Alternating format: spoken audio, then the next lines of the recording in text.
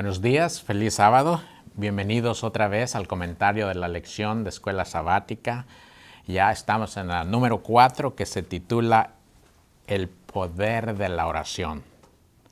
Interceder los unos por los otros.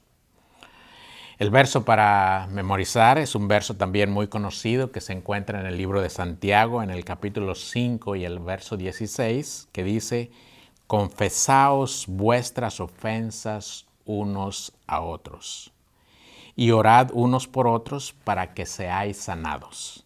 La oración eficaz del justo puede mucho. Oremos. Querido Dios, te damos muchas gracias por esta nueva oportunidad que nos das de abrir tu santa palabra, pero como cada sábado no queremos empezar sin la dirección de tu Espíritu Santo.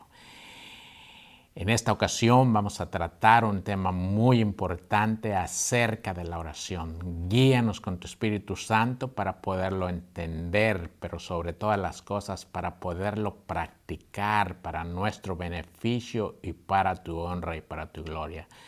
Te lo pedimos y te lo agradecemos en Jesús. Amén y amén. Antes de empezar con el comentario de la lección de esta semana, déjenme contarles una pequeña anécdota. A ver si sirve de preámbulo para el comentario de esta lección. Hace muchos años, bueno, no tantos. En mi trabajo invité al IT de la compañía para que me acompañara a ver un cliente. Hace unos años invité al técnico en informática para que me acompañara a visitar un cliente al que queríamos animar a comprar un equipo nuevo que le queríamos vender.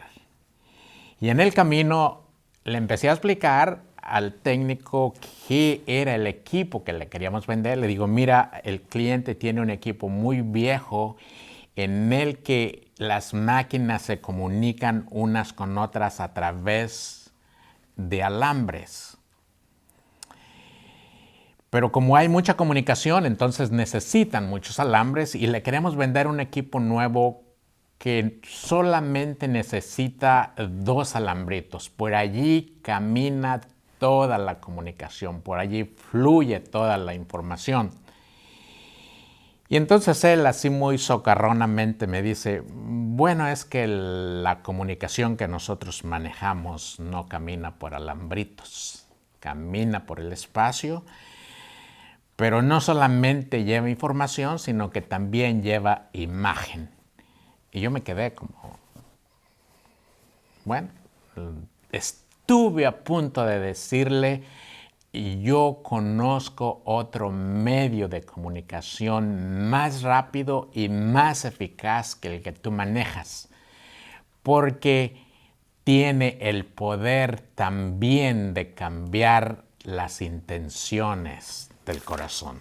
Para eso quiero que leamos, no está en la lección, pero quiero leer un verso que se encuentra en Hechos en el capítulo 4 y el verso 31, que dice: y cuando hubieron orado, el lugar en el que estaban congregados tembló y fueron llenos del Espíritu Santo y hablaban con denuedo la palabra de Dios. Me quedé con las ganas de haberle dicho esto, pero no pude, así que ahora es el tiempo de decírselo a ustedes.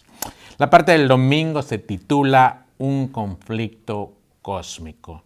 Déjenme hacer un resumen, si ustedes quieren, de qué es el conflicto cósmico, en palabras muy sencillas.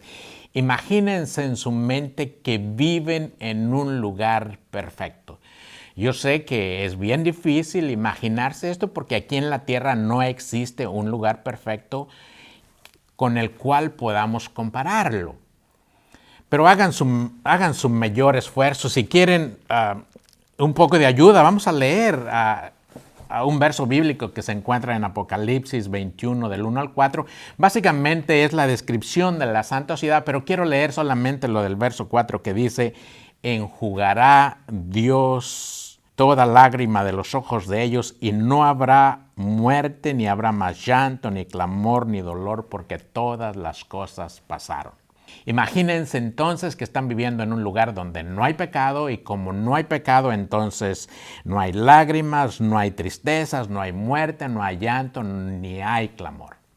Ahora, en ese lugar, imagínense que una persona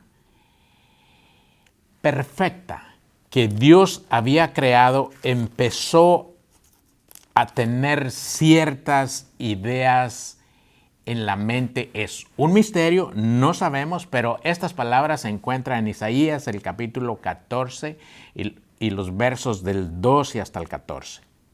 Todos sabemos de qué se trata, pero lo voy a leer.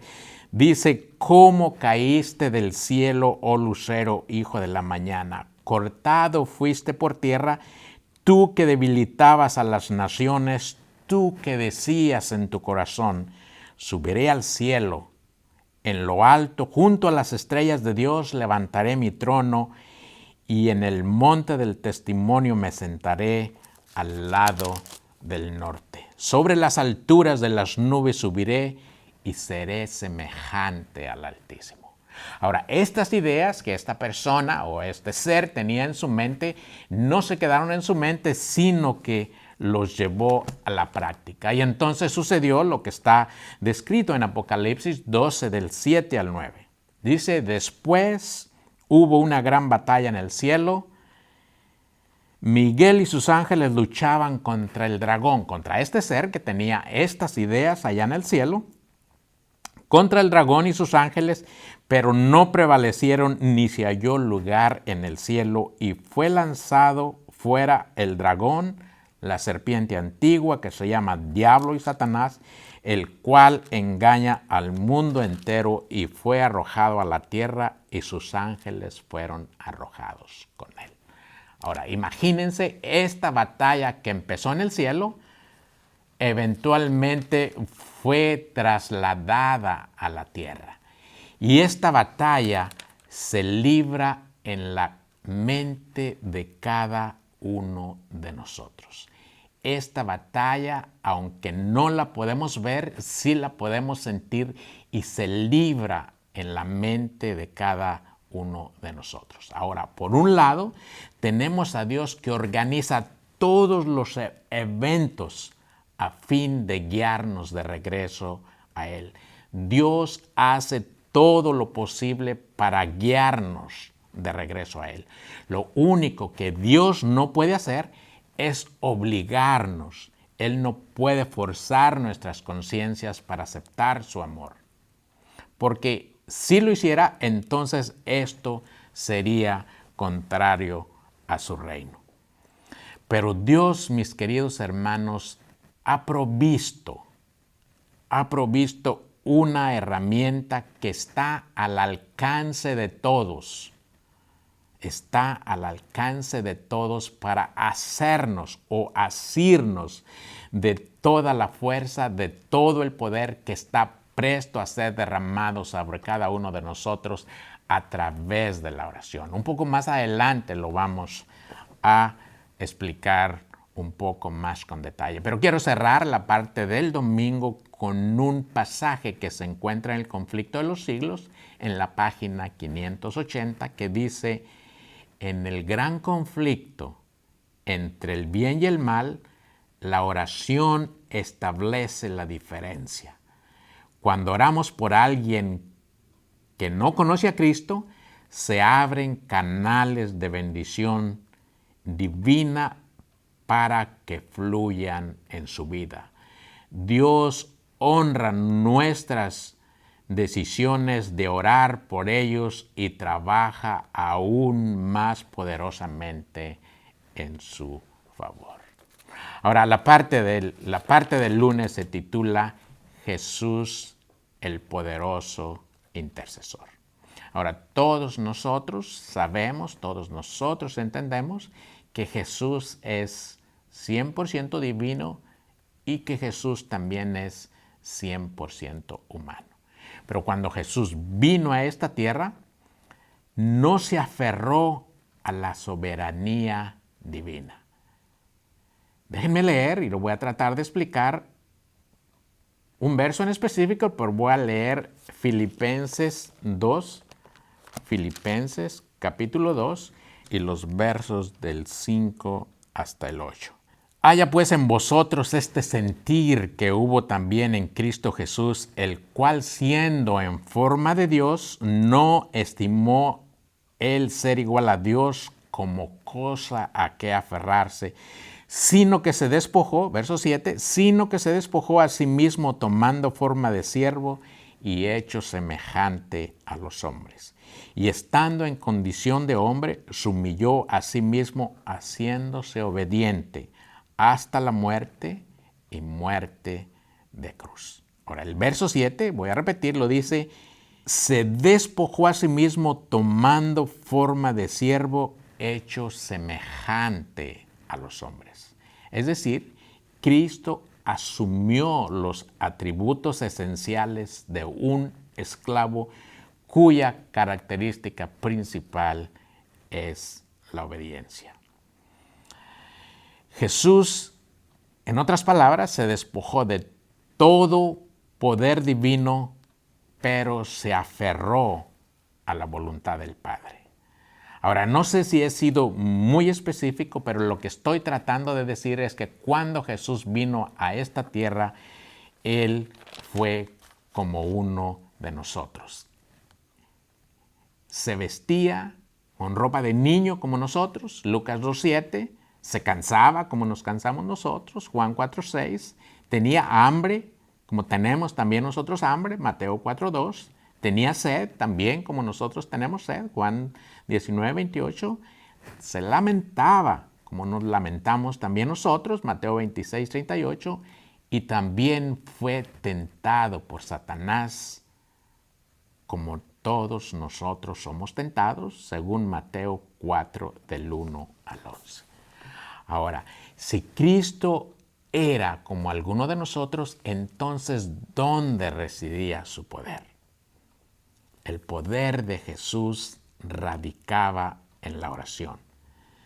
Pero no era una oración como la oración que nosotros practicamos. Porque si ustedes no son diferentes de mí, muchas veces, la gran mayoría de las veces, nosotros oramos justo antes de que enfrentemos una situación difícil.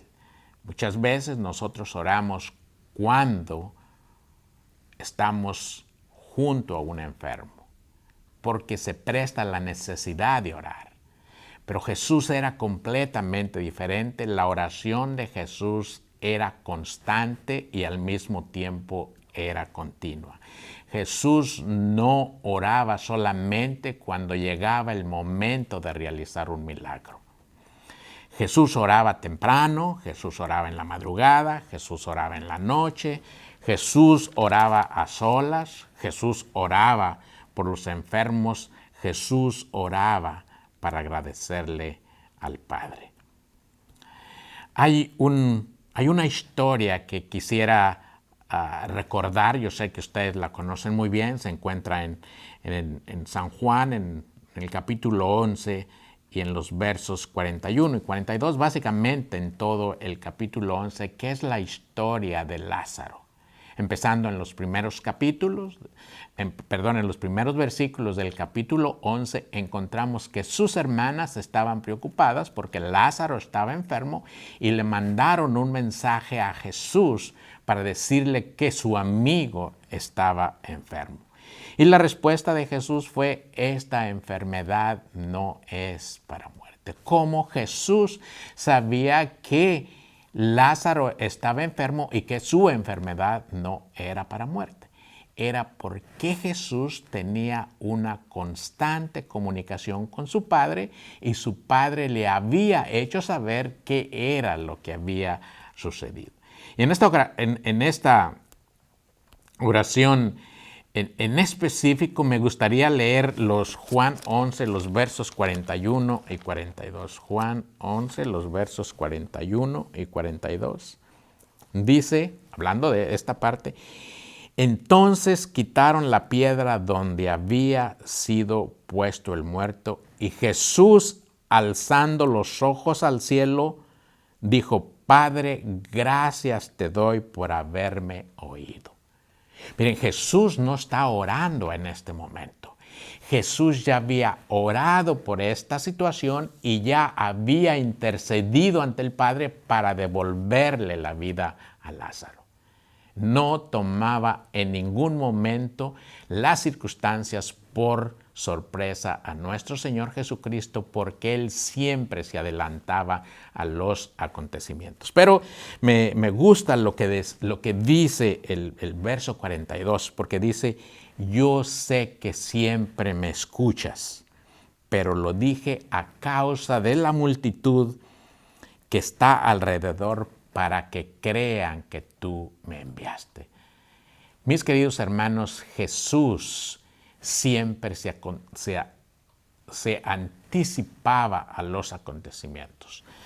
En el capítulo 22 del libro de Lucas hay una historia muy interesante que quisiera recordarles, una historia que también ustedes conocen. Es la historia de el apóstol Pedro. No es la historia, es un episodio del apóstol Pedro que se encuentra en Lucas. Déjenme encontrarlo y luego lo voy a leer y luego lo voy a tratar de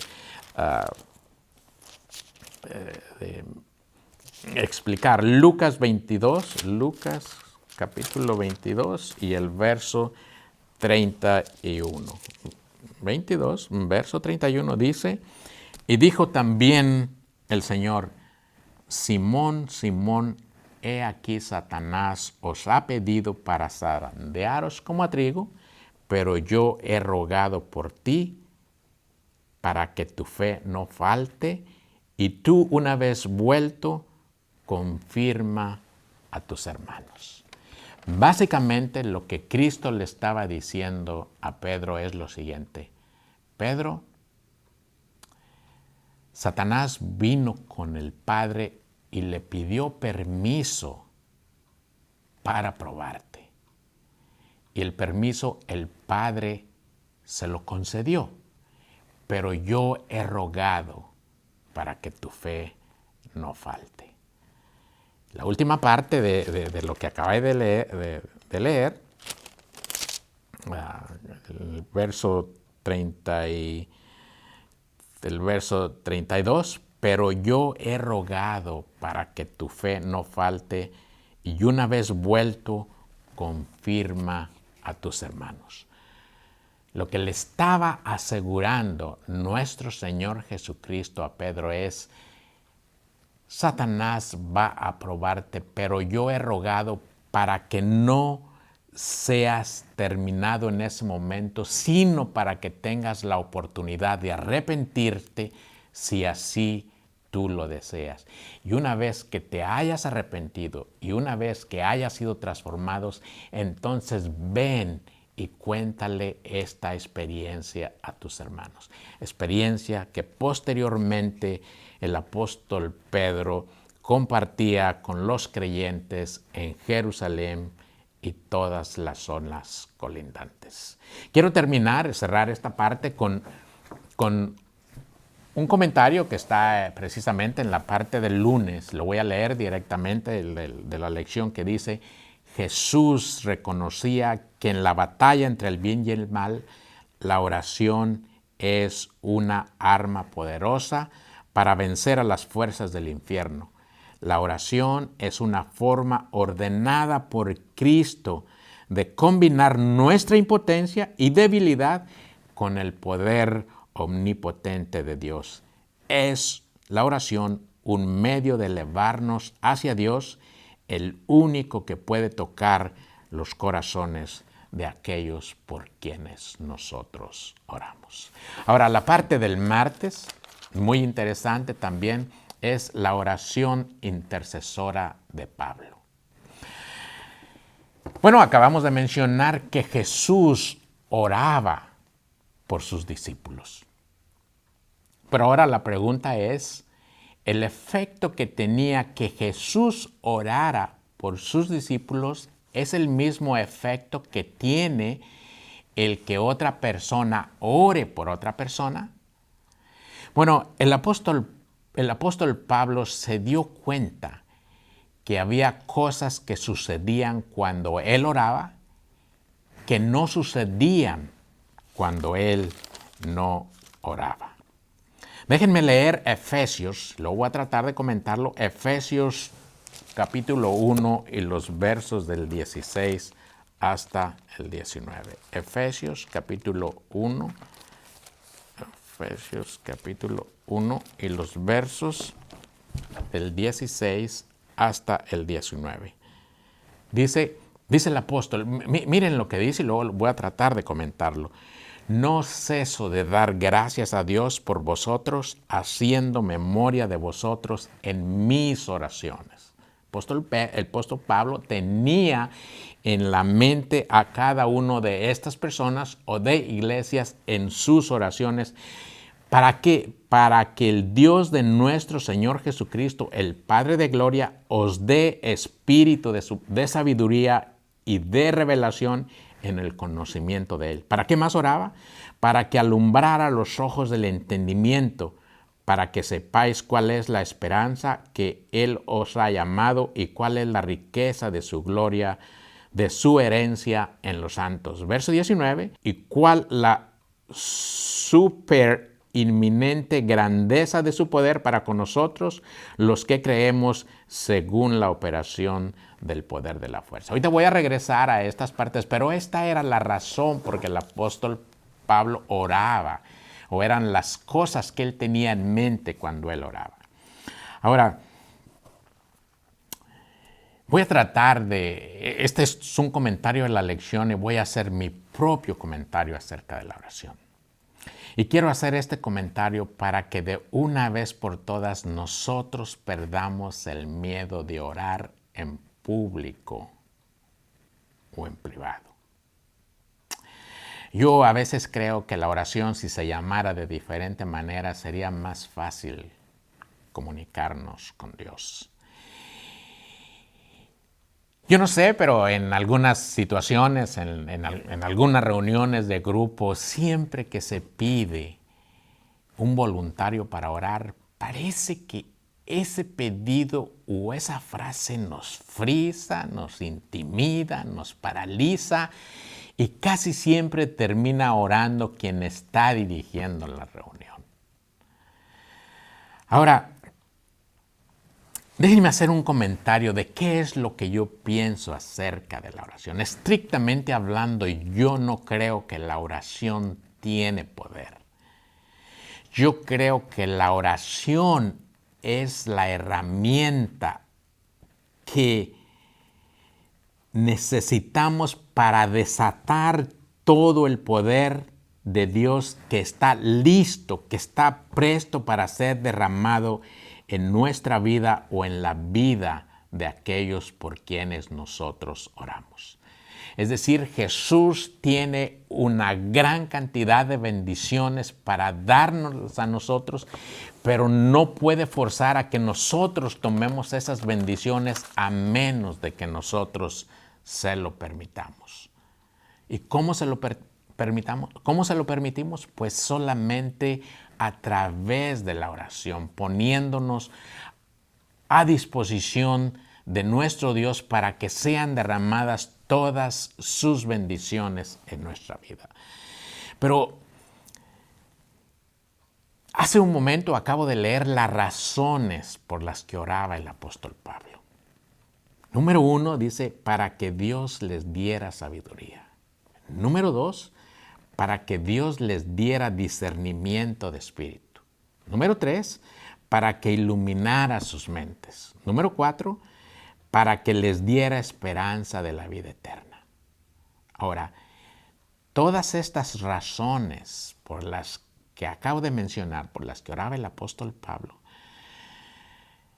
son razones, mis queridos hermanos, por las que nosotros no estamos preocupados.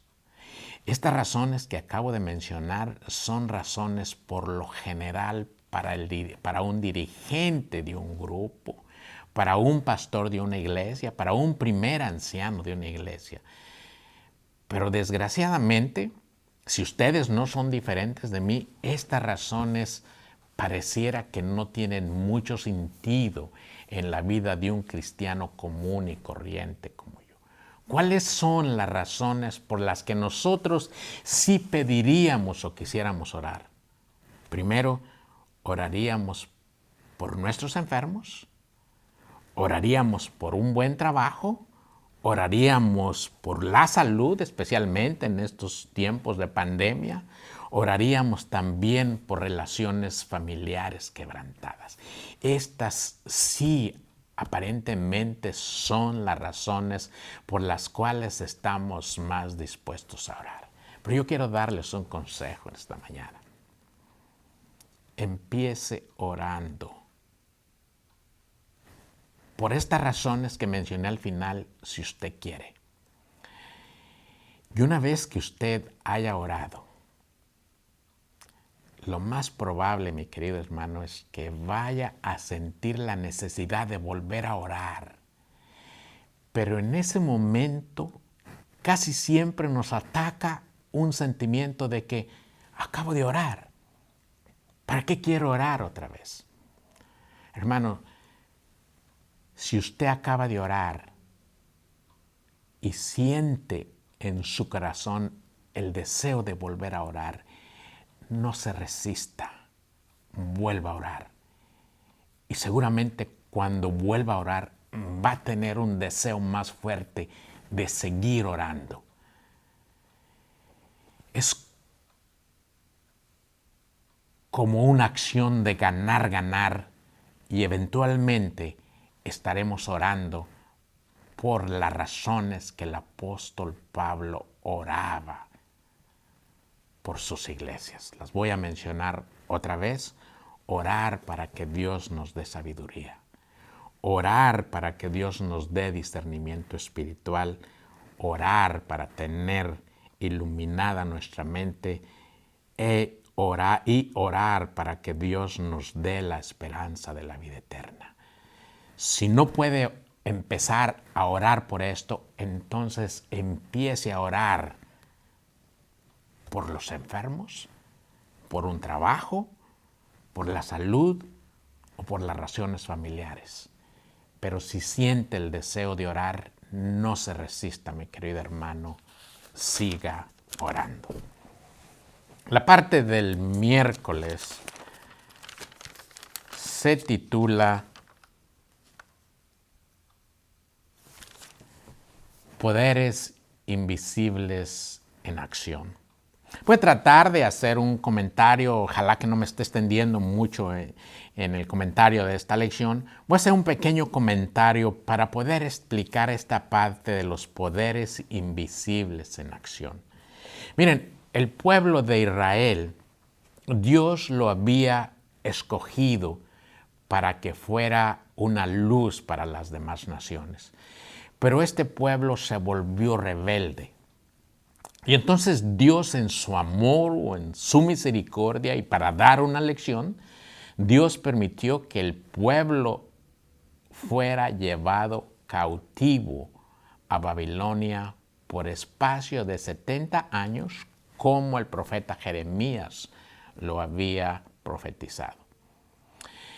Y esta invasión a Jerusalén por Babilonia se dio en varias incursiones, por lo menos 3 incursiones. En la primera se llevaron al profeta Daniel juntamente con sus amigos. Y cuando estaban casi concluyendo los 70 años de cautividad, nos dice el relato que el profeta Daniel le echó un vistazo a las profecías del profeta Jeremías y vio que no había señales de que la cautividad estuviera terminando, y entonces él, conociendo que las promesas de Dios son condicionales, pensó que el pueblo de Dios había pecado y Dios había extendido la cautividad del pueblo. Y entonces en el capítulo 9, desde el verso 4 hasta el verso 19, el profeta Daniel hace una oración de intercesión. Y entonces viene el ángel Gabriel para explicarle las profecías que encontramos en el capítulo 7 y en el capítulo 8 del libro de Daniel. En este momento nos damos cuenta que hay fuerzas, que hay poderes invisibles trabajando, que no los podemos ver, pero que sí los podemos sentir.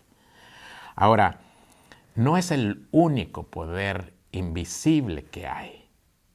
Hay otros poderes que no necesariamente actúan en nuestro favor. Y hay un acontecimiento en el capítulo 10 del libro de Daniel que quiero mencionar brevemente.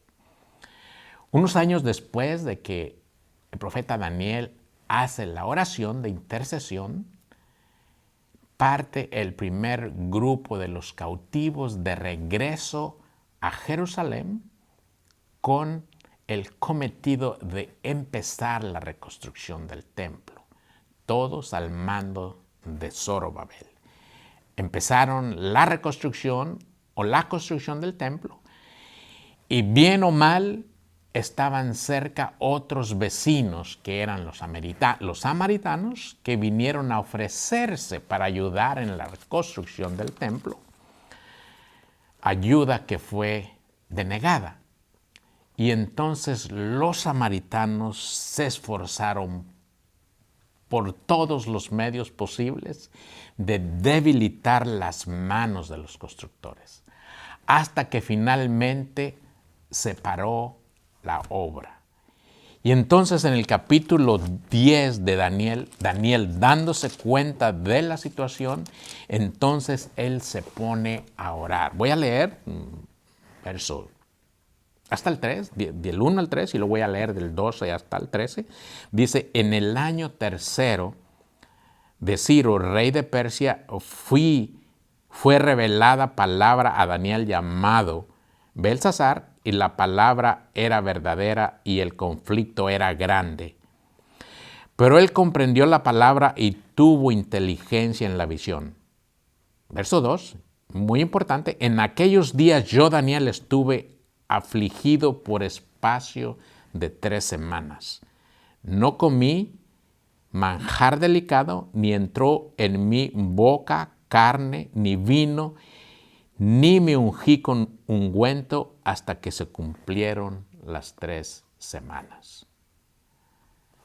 El profeta Daniel está en ayuno, está orando por un espacio de 3 semanas para que Dios pudiera influir en la mente y en el corazón de Ciro para que se reanudaran otra vez la construcción del templo, porque debemos de acordarnos que la construcción del templo era lo que marcaba, o la orden de reconstrucción del templo era lo que marcaba la profecía de los 2300 días. Si no había reconstrucción del templo, no había profecía, no había Mesías que había de venir.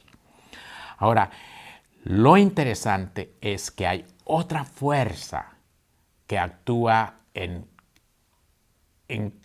contra de la fuerza de Dios. Voy a leer lo que dicen los versos 12 y 13, porque inmediatamente cuando el profeta Daniel se puso a orar, vino alguien para darle respuesta a esa oración, pero no llegó inmediatamente, por lo que está diciendo en el versículo 12. Bueno, voy a leer desde el 11, dice, y me dijo, Daniel, varón muy amado, está atento a las palabras que te hablaré y ponte en pie, porque a ti ha sido enviado ahora. Mientras hablaba esto conmigo, me puse, hablando el profeta Daniel, me puse en pie temblando. Entonces me dijo, Daniel, no temas, porque desde el primer día que dispusiste tu corazón a atender y a humillarte en la presencia de Dios, fue oída tu palabra, y a causa de tus palabras yo he venido. Lo que está queriendo decir es que inmediatamente cuando Daniel se puso en ayuno y oración, vino el ángel para decirle que su oración estaba siendo escuchada. Pero no llegó hasta 3 semanas después. Dice el verso 12, no, perdón, el 13, mas el príncipe del reino de Persia se me opuso durante 21 días, durante las 3 mismas semanas en las que Daniel estaba ayunando. Pero he aquí Miguel, uno de los principales príncipes, vino para ayudarme y quedé allí con los reyes de Persia. Es decir, había un grande conflicto entre 2 fuerzas que se desarrollaba en la mente de Ciro. Por un lado, para que diera la orden de que se reanudaran las obras de reconstrucción del templo, y por el otro lado, otra fuerza que se oponía para que Ciro diera la orden. Y nos dice el relato que acabo de mencionar que Gabriel no pudo. Y entonces vino Miguel, entonces vino Jesús en ayuda para que finalmente Ciro decidiera y diera la orden de la reconstrucción del templo. Voy a leerlo porque en este libro, el libro Profetas y Reyes, está mucho más claro. Espero no cansarlos con esta lectura, pero creo que nos va a aclarar estas cosas para darnos cuenta de que hay 2 fuerzas que están luchando y el campo de acción de estas 2 fuerzas es nuestra mente. Dice, mientras Satanás, estoy leyendo Profetas y Reyes en la página 418, casi al final, y voy a leer la primera parte de la página 419. Dice, mientras Satanás estaba procurando influir en las más altas potestades del reino de Medo-Persia para que mirasen con desagrado al pueblo de Dios, había ángeles en favor de los desterrados. Todo el cielo estaba interesado en la controversia. Por intermedio del profeta Daniel se nos permite vislumbrar lo que acabo de leer. Por intermedio del profeta Daniel se nos permite vislumbrar algo de esta lucha poderosa entre las fuerzas del bien y el mal. Durante 3 semanas, Gabriel luchó con las potestades de las tinieblas, procurando contrarrestar las influencias que obraban sobre el ánimo de Ciro. Y antes que terminara la contienda, Cristo mismo acudió en auxilio de Gabriel. Gabriel declara, el príncipe del reino de Persia se puso contra mí 21 días, y he aquí Miguel, o sea Jesucristo, uno de los principales príncipes, vino para ayudarme, y yo quedé allí con los reyes de Persia. Todo lo que podía hacer el cielo en favor del pueblo de Dios fue hecho. Se obtuvo finalmente la victoria, las fuerzas del enemigo fueron mantenidas en jaque mientras gobernaron Ciro y su hijo Cambiases, quien reinó unos 7 años y medio. Es muy importante la última parte que acabo de mencionar, porque esto tiene también una aplicación en cada uno de nosotros. Lo voy a leer otra vez. Todo lo que podía hacer el cielo en favor del pueblo de Dios fue hecho. Todo, mis queridos hermanos, todo lo que pueda hacer el reino de Dios en favor de nosotros será hecho si nosotros se lo permitimos, si nosotros damos permiso de que Dios actúe en nuestra vida. La parte del jueves, ya para terminar, es el foco de o en la oración. Básicamente lo que nos está recomendando es que en nuestras oraciones no hagamos generalidades.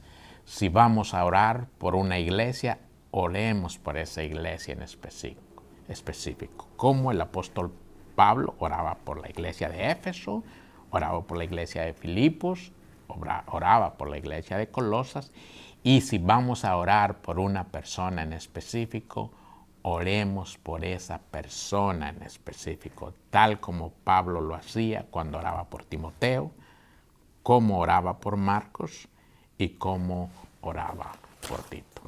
Para terminar, quiero leer un párrafo que se encuentra en la parte final de la lección o en la parte final de la parte del jueves. Dice, cuando oramos por los demás. Esta es una grande bendición también para nosotros. Cuando oramos por los demás, nos convertimos en un canal de bendición para ellos.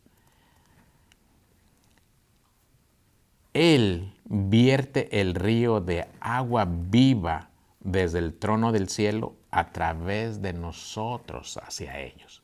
Quiere decir, mis queridos hermanos, que cuando nosotros oramos por una persona, también nosotros somos beneficiados por esa bendición.